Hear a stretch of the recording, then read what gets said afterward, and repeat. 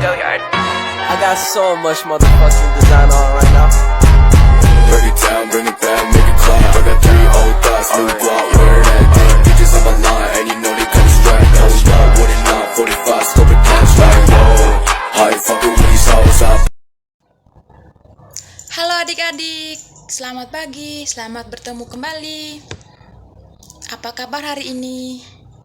Jadi baik adik-adik, sebelum kita memulai pembelajaran kita hari ini, Ibu minta satu orang pimpin doa untuk kita pada pagi hari ini. Kepada adik Cici, silakan memimpin kita dalam doa. Oke, berdoa selesai.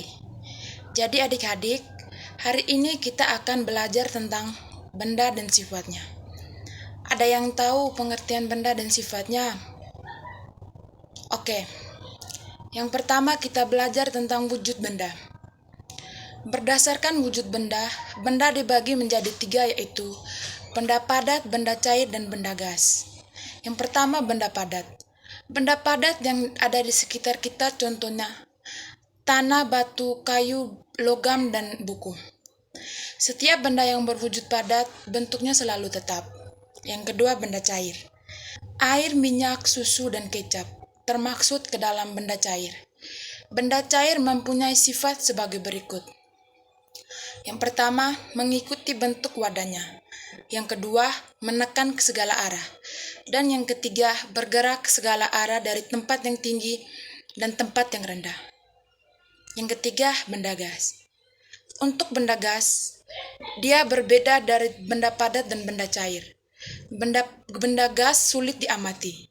Hanya gas-gas tertentu yang bisa dilihat. Misalnya, asap kendaraan merupakan benda gas yang dapat dilihat. Yang ke B, perubahan wujud benda. Yang pertama, perubahan dari benda cair ke benda padat dan sebaliknya. Perubahan wujud benda cair ke padat disebut membeku.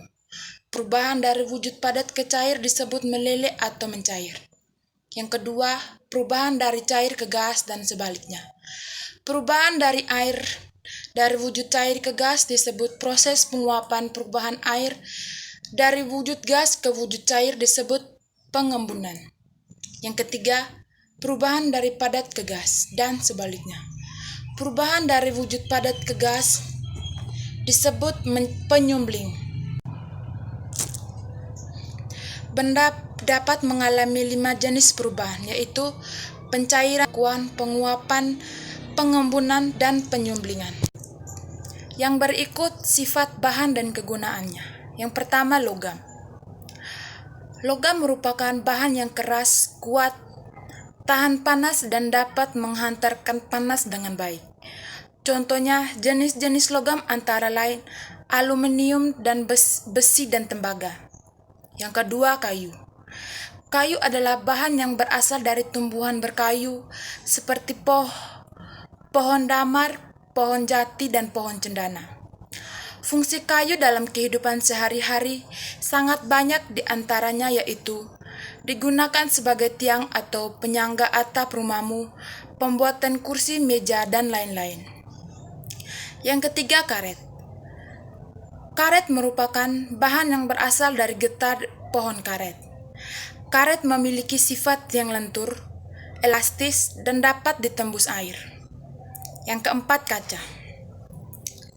Kaca adalah salah satu benda yang penting dan banyak digunakan dalam kehidupan sehari-hari, yaitu jendela, cermin, lensa, dan layar televisi.